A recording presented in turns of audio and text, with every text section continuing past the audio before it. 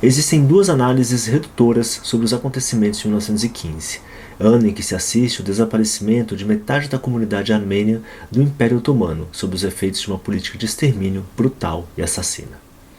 A primeira é exacerbar uma velha tradição otomana onde era comum o recurso ao massacre, e este assumiu o papel de política no tratamento de conflitos de minorias subjugadas.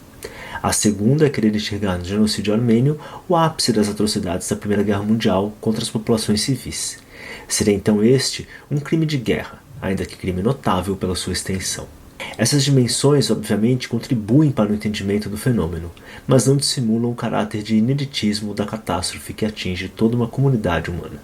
A erradicação programada da milenar comunidade armênia no Planalto da Anatólia ocorreu por uma autoridade estatal ter agido em nome de um projeto ideológico global estigmatizante de um grupo, definido em termos religiosos e éticos, e destruído enquanto tal. Conduzida com celeridade e eficácia, a operação iniciada em 24 de abril de 1915 exponencia a cultura assassina forjada sob o reinado de Abdul Hamid e inaugura a era moderna do genocídio.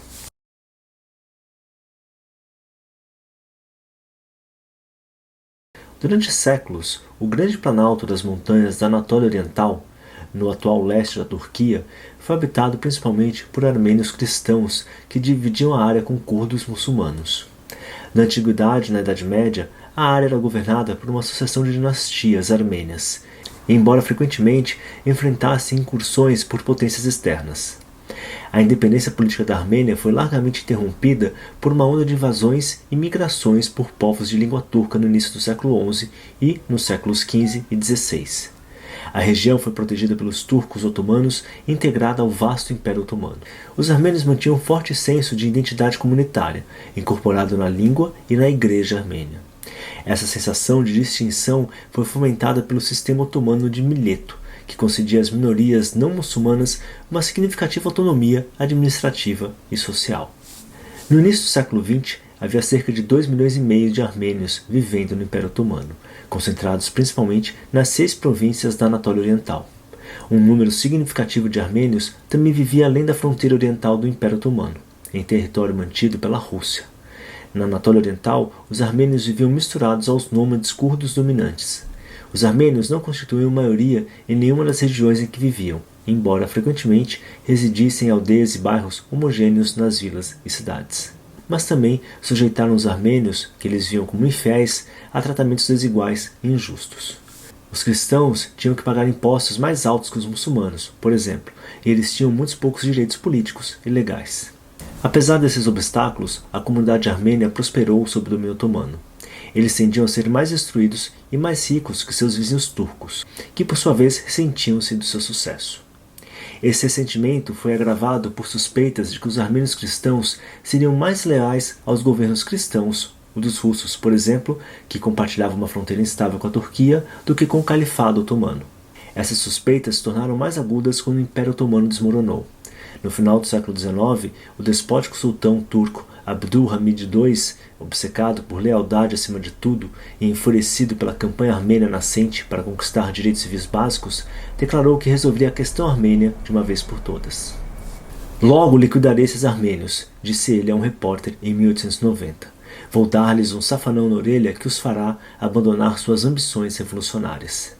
Entre 1894 e 1896, esse safanão na orelha assumiu a forma de um pogrom sancionado pelo Estado.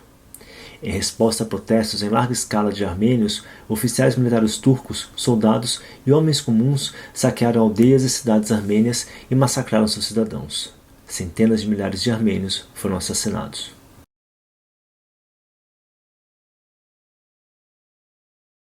Em 1908, um pequeno grupo de revolucionários otomanos, o Comitê da União e Progresso, uma organização de amplo movimento dos jovens turcos, chegou ao poder.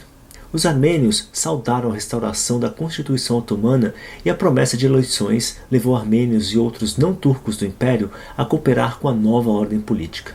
Com o tempo, porém, as ambições dos jovens turcos tornaram-se mais militantes, menos tolerantes com os não-turcos e cada vez mais suspeitos de seus súditos armênios, que eles imaginavam estar colaborando com potências estrangeiras.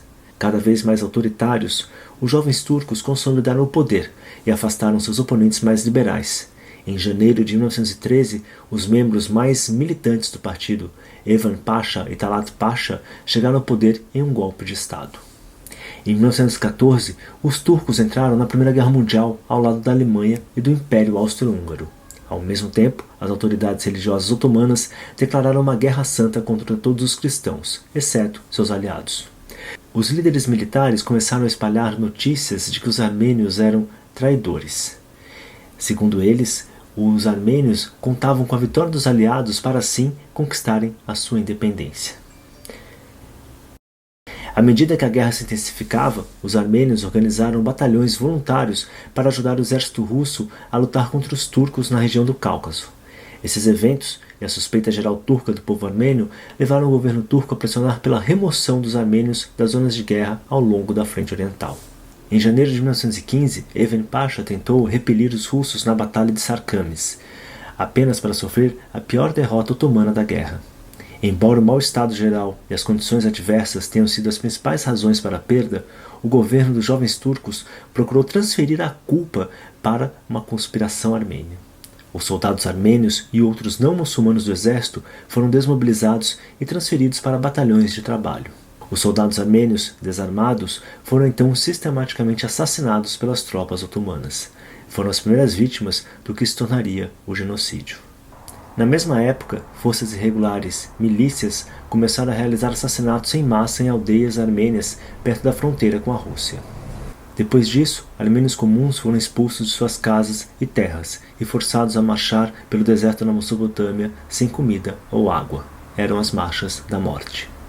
Na mesma época, os jovens turcos criaram uma organização especial, que por sua vez organizou esquadrões da morte ou batalhões de açougueiros para realizar, como um oficial disse, a liquidação dos elementos cristãos. Estes esquadrões de matança eram frequentemente formados por assassinos e outros ex-presidiários. Eles afogavam pessoas nos rios, jogavam-nas nos penhascos, crucificaram-nas e queimaram-nas vivas. Em pouco tempo, o campo turco estava cheio de cadáveres armênios. Os registros mostram que durante essa campanha de turquificação, esquadrões do governo também sequestraram crianças, as converteram ao Islã e as deram a famílias turcas. Em alguns lugares, eles estupraram mulheres e as forçaram a se juntar a haréns turcos ou a servir como escravas. As famílias muçulmanas se mudaram para as casas dos armênios deportados e apreenderam suas propriedades. Embora os relatórios variem, a maioria das fontes concorda que havia cerca de 2 milhões de armênios no Império Otomano na época do massacre.